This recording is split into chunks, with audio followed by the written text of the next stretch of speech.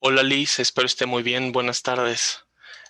Bueno, vamos a seguir con nuestra clase de redacción.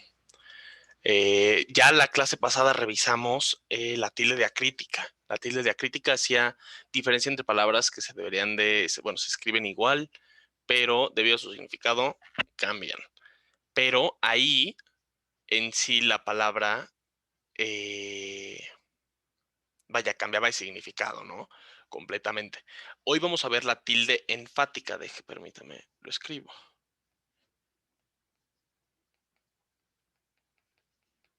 ¿Cuál es la diferencia? Igual la tilde enfática diferencia de una palabra en otra. ¿Cuál es la diferencia entre la diacrítica y la enfática? Bueno, la enfática no cambia necesariamente el significado de la palabra, sino que más bien cambia el contexto en el que se escribe. Por ejemplo, vamos a ver la lista completa. Pero vamos a empezar con qué.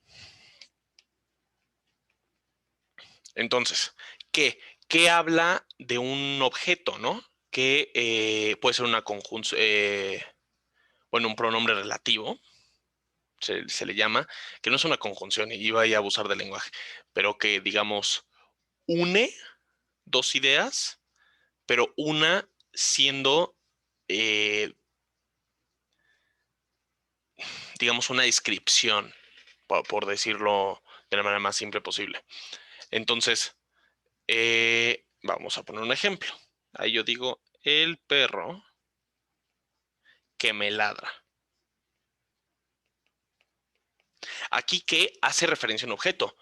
Ahí está haciendo una referencia al perro, pero nos está juntando las dos ideas, dando esta descripción de ese objeto. Por eso se llama un pronombre relativo. Pronombre porque habla de un sujeto, bueno, sí, sujeto en este caso, de un ente, vaya, relativo, porque nos está poniendo el contexto de ese objeto, de ese sujeto, ¿no? Eh, pero, ¿qué pasa cuando que tiene una tilde? Bueno, ahí pasa a ser un pronombre igual, se está refiriendo a una cosa, interrogativo. Entonces, ¿qué se utiliza, perdón, únicamente cuando se está haciendo una pregunta? Entonces, por ejemplo, ¿qué hora es? Entonces, es un pronombre, nos estamos refiriendo a la hora, pero estamos preguntando, estás viendo una interrogación. ¿Qué hora es? ¿No? Se está haciendo un cuestionamiento sobre ese. También es cuando lleva símbolos de exclamación. Entonces, por ejemplo, ¿qué frío? Ahí esa oración está hablando de la cantidad de frío, hace mucho frío, ¿no? Está haciendo esta exclamación, pero sigue siendo un pronombre. Se sigue refiriendo a la magnitud o a esta exclamación sobre un sujeto. En este caso, el sujeto siendo el frío. Entonces, esa es la diferencia. Se hace un énfasis para así mostrar en qué contexto se está utilizando en este caso, este pronombre. El pronombre siendo qué. Entonces, ahora vamos a ver por qué. Entonces, ¿por qué? Va a tener el por qué. Bueno, ¿por qué? ¿Por qué? ¿Y por qué? Bueno, primero vamos a hacer la distinción entre estas primeras dos. Porque es una conjunción de causa. ¿Esto qué significa? Que une dos ideas, estos sí ideas separadas, no hablando de un sujeto, para dar su razón. Entonces, yo digo, pues vamos a usar una frase que todos hemos escuchado mucho, porque soy tu mamá.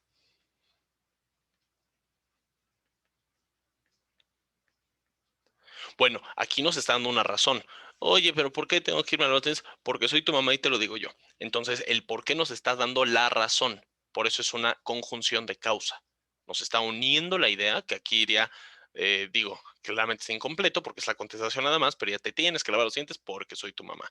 Uniendo estas dos ideas de soy tu mamá y te tienes que lavar los dientes y dando esa razón. ¿Por qué soy tu mamá? Después, ¿por qué así separado, con un espacio entre los dos? Es una pregunta. ¿Por qué está lloviendo?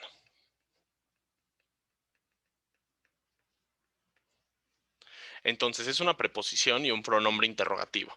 ¿Esto qué significa? Por es la preposición, el pronombre interrogativo es el qué. ¿no? Que ya lo habíamos visto acá en qué hora es. Se juntan preguntando la razón. Entonces, el qué es un objeto, el por qué es una razón. Eso se ve intuitivamente, pero ya escrito se maneja de esta manera. Y finalmente está por qué. Este es mucho más específico. Este simplemente es un sustantivo, es una palabra que se refiere a un significado específico y se refiere a la razón de las cosas, el porqué de las cosas, ¿no? Entonces, por ejemplo, nosotros estamos diciendo el por qué decidió irse, ¿no?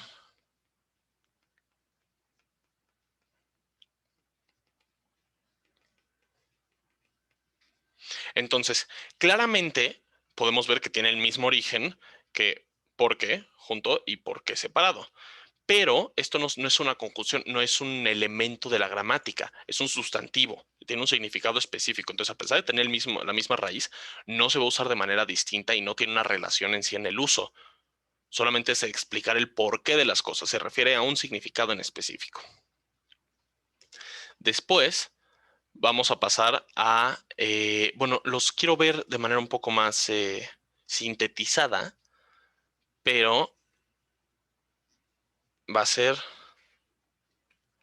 cómo, cuándo, dónde, cuál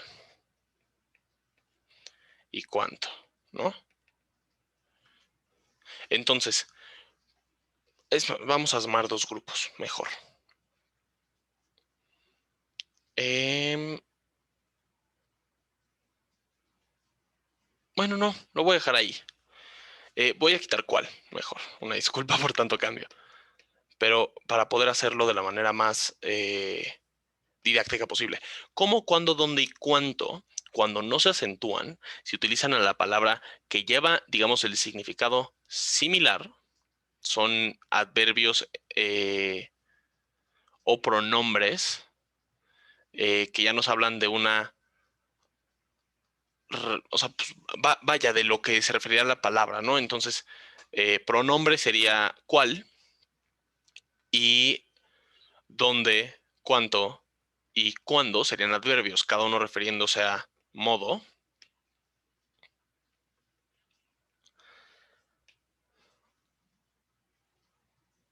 Sí, sí, sí. Todos estos, para dejarlo un poco más claro, cuál lo vamos a ver después, pero vaya por las piedritas, cómo, cuándo, dónde y cuánto son adverbios, que se van a referir a modo, tiempo, lugar y cantidad.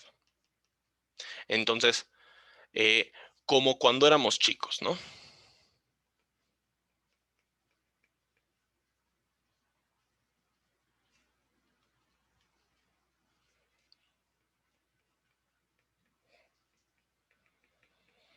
Como cuando éramos chicos, es un adverbio de modo, se refiere a la manera en la que se hacía algo, pero no está preguntando nada. Por lo mismo nos hace el énfasis con una tilde. ¿Cuándo, no? Eh, pues, bueno, pues vamos a usar la misma palabra. Como cuando éramos chicos. No lleva un acento porque está haciendo simplemente el adverbio de tiempo, ¿no? Eh, ¿Dónde vamos a poner donde tú jugabas? Un adverbio refiriéndose a un lugar, ¿no? A una posición. Y cuánto en cuanto pueda.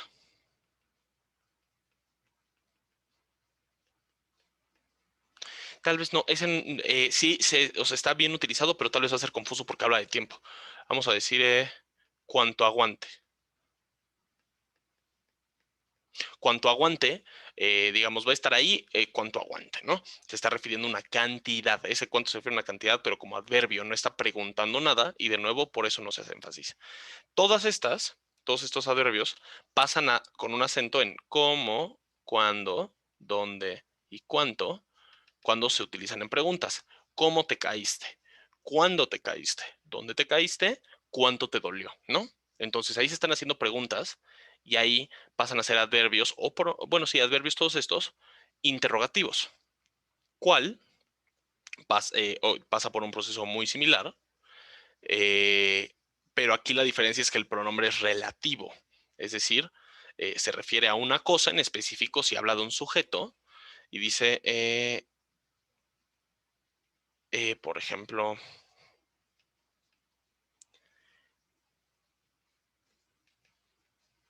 vamos a decir, tal cual como lo planteé, ¿no? Entonces, tal cual habla de una relación, ¿no? Eh, vaya, otro ejemplo podríamos poner, la cual debe ser rosa, ¿no? Entonces, yo pedí una mochila, la cual debe ser rosa. Bueno, aquí no sería mayúscula, serían unos puntos, pero estamos hablando de una relación en ambas oraciones. Y ese pronombre se refiere a esa relación entre una situación y un sujeto. Ya que se utiliza como pregunta, es un pronombre interrogativo. ¿Cuál te gusta? Por ejemplo, ¿no? Entonces ya está preguntando eh, de una decisión, por así decirlo. Que también se utiliza como exclamativo, ¿no? De ¿cuál no sería su sorpresa?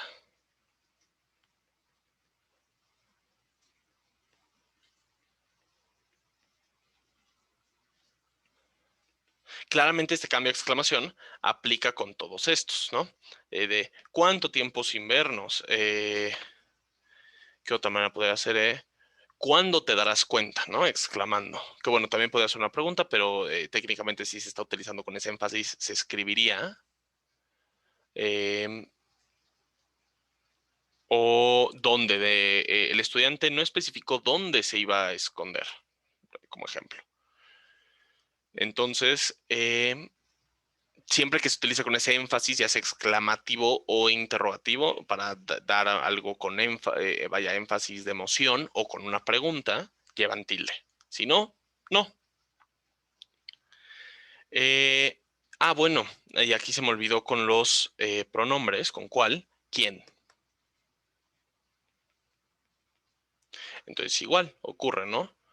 Como, ¿quién lo iba a imaginar?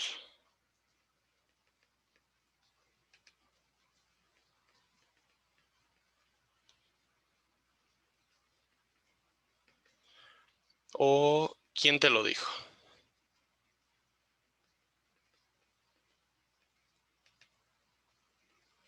Aquí eso es una exclamación y una interrogación, entonces se acentúan ambas, ¿no? Si no lleva, eh, simplemente es un pronombre relativo, de nuevo dando una razón. eh, Él es quien lo tiene que resolver, ¿no?